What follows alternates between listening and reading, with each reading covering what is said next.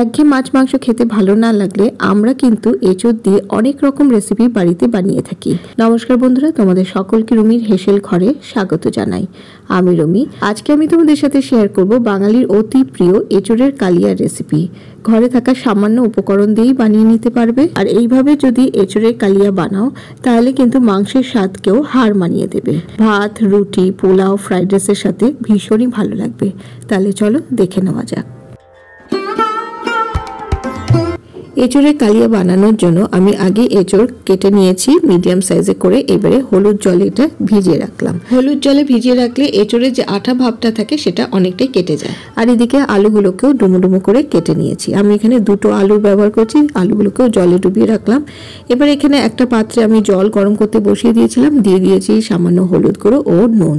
এবারে এই গরম জলের মধ্যে আলু টুকরোগুলো দিয়ে দিলাম যাতে ভালো করে সেদ্ধ হয়ে যায়। প্রায় 90% মতন আলুগুলো সেদ্ধ করে নেবো।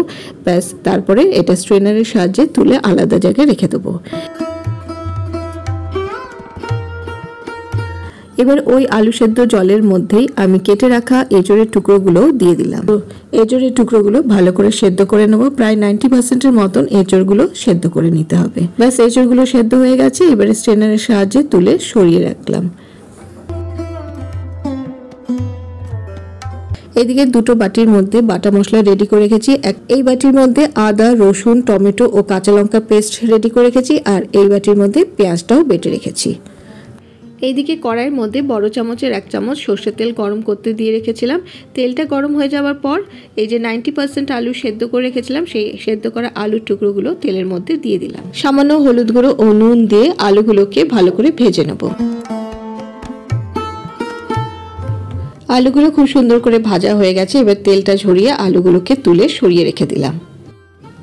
এবার পেঁয়াজ বাটা দিয়ে দিলাম তেলের মধ্যে। আমি দুটো বড় সাইজের পেঁয়াজ ভালো করে কুচিয়ে নিয়ে মিক্সিতে পেস্ট করে নিয়েছিলাম আগে। এবার ফ্লেমটা মিডিয়াম টু লোতে রেখে পেঁয়াজটা ভালো করে ভেজে নেব। বন্ধুরা, আমার চ্যানেলে এঁচোড়ের আরো অনেক রেসিপি পেয়ে যাবে। নিচে ডেসক্রিপশন বক্সে লিংক দিয়ে দেবো, তোমরা চেক করে নিও।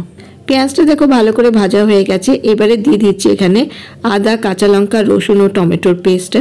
এই পেস্টটা দিয়ে ভালো করে কষিয়ে নেব।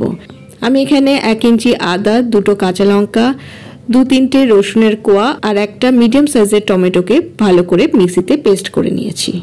এই বাটা মশলা ভালো করে কষিয়ে নেওয়ার পর যখন কাঁচা গন্ধটা চলে যাবে এর মধ্যে দিয়ে দেবো কিছু গুঁড়ো মশলা।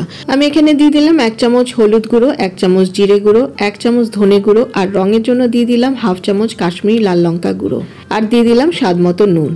এবারে সবকিছু ভালো করে মিশিয়ে নেব। সামান্য জল দিয়ে ভালো করে কষিয়ে নেব। খুব ভালো করে মশলা কষানো হয়ে গেছে। এবারে ফ্লেমটা লো করে আমি দিয়ে দেবো 3 চা চামচ ফেটানো টক দই। এই টক দই দেওয়ার কারণে কালিয়ার টেস্টটা একদম অন্যরকম হয়ে যায়। এবার ভালো করে কষাতে থাকবো। কষানো হয়ে গেলে ফ্লেমটা মিডিয়ামে করে এবারে সেদ্ধ করে রাখা এঁচোড়ের টুকরোগুলো দিয়ে দেবো। তারপর মশলার সাথে ভালো করে মিশিয়ে নেব। এবারে ঢাকা দিয়ে মিনিট 5 রান্নাটা হতে দেব। মিনিট 5 পর ঢাকাটা খুলে নেব। ঢাকাটা খুলে নিয়ে একটু নেড়ে চেড়ে নেব। এবারে এর মধ্যে দিয়ে দেবো ভেজে রাখা আলুর টুকরোগুলো। 2 থেকে 3 মিনিট এঁচোড়ের সাথে ভালো করে কষিয়ে নেব। কষানোর সময় টকটা ব্যালেন্স করার জন্য দিয়ে দিলাম সামান্য চিনি। চিনিটা দিয়ে এবার ভালো করে মিশিয়ে নেব। ব্যাস, এবার জল দিয়ে ভালো করে ফুটিয়ে নেব।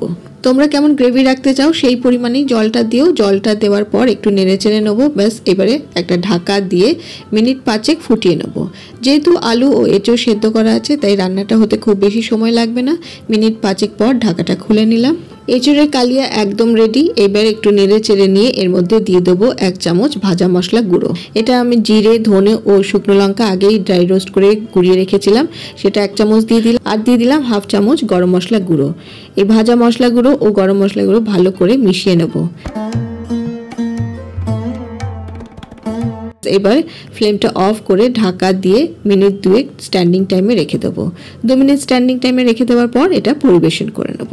তোমাদের কেমন লাগলো এই এঁচোড়ের কালিয়ার রেসিপিটা আমাকে অবশ্যই লাইক ও কমেন্ট করে জানিও। ভালো লাগলে শেয়ার করার অনুরোধ রইল, আর বাড়িতে অবশ্যই এইভাবে একবার বানিও। আশা করি সকলেরই ভালো লাগবে।